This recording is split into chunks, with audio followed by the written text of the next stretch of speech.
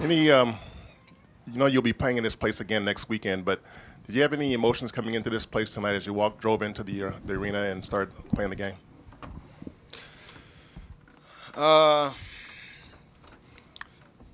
Not really, to be honest, because there is still like the inevitable playoff home appearances and stuff like that. But when you get in the locker room and the game gets closer and closer, it's definitely a different feel.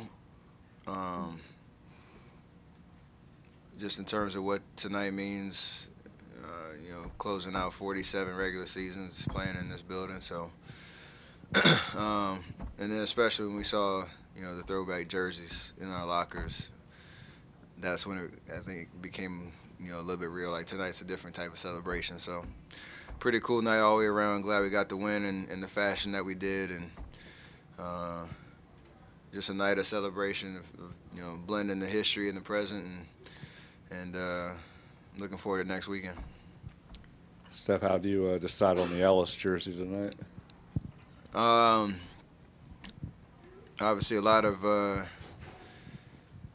history that Monte was able to be a part of with the We Believe era, and then when I got here my rookie year, he was that guy, and I think for me, in terms of representing him on the last game, meant a lot because we were in that backcourt together, and obviously when he was traded, it was a tough time in terms of the transition of the organization and things like that, and I wanted to pay obviously honor to him in terms of his story and coming out of high school and doing what he was able to do. He was an Oakland fan, Warrior fan, beloved guy. So only right to have him as the last night of the regular season. Steph, the news release said that the We Believe jerseys were a player-driven idea. How exactly did this come about, and did you have anything to do with that idea?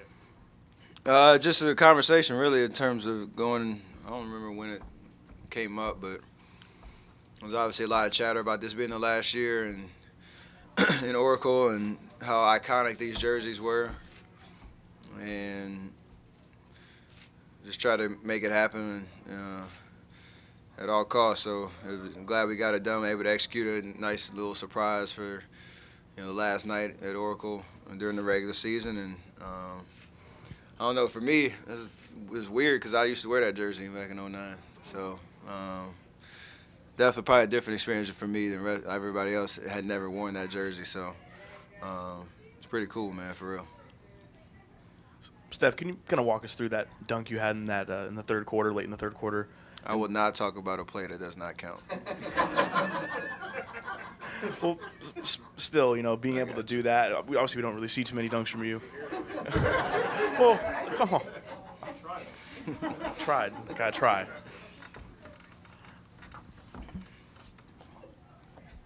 You guys, late second quarter, and then obviously after halftime, turned things up. Was there something said or done, or how do you account for the change in the way you guys attacked?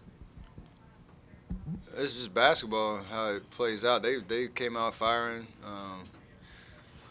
hitting shots, and you're not gonna blow out a team in the first quarter. It's up 48 minutes. A lot can happen. So just sticking to the program, understanding defensively we were gonna make an impact on the game at some point, and get the ball in transition a little bit and open the scoring up, and that's what we were able to do. So obviously that third quarter was the game right there, and the way that they were playing the first quarter, it's nice to have a lead. We talked about that in the last 2 or 3 weeks in terms of how we start games.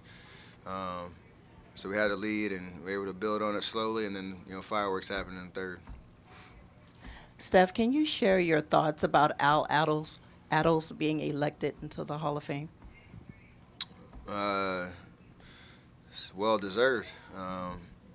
Since I got here, he's been a part of the organization in terms of obviously the 74, 75 championship, and all the legendary stories that you hear about him as a coach, and just the way that he represents the organization since I've been here, and the community. Always was around. I know he's balance some health stuff and just obviously wish him well. But in terms of celebrating him as a Warrior legend in the rafters and now in the Hall of Fame is pretty special for sure. Steph, Kevin looked over the stat sheet a few minutes ago up there and read some things off, and he said, if we play like this, we're going to be in pretty good shape starting next weekend. How do you feel like you guys are, a week away? I think we're playing well. Defensively, starting to turn it up. I know our numbers are a lot better in the last 2 weeks than they were all season. Sure, there's no coincidence there, but in terms of the things that, again, we talk about every game and the coach talks about, winning the possession battle tonight, 97 shots to their 80. Assist to turnover ratio, 34-9. Like, that's just pure dominance in terms of making the right decisions, level of focus that we needed. And really, to be honest, like the energy in the building was playoff atmosphere type, and that's what we expect, and we fed off of that, so that was great. Steph, when you look at kind of the big picture things with DeMarcus, what were your expectations coming in to the season, just knowing who he is, but his injury, and how has that lined up with how this has played out so far entering the postseason? I mean, he's been great.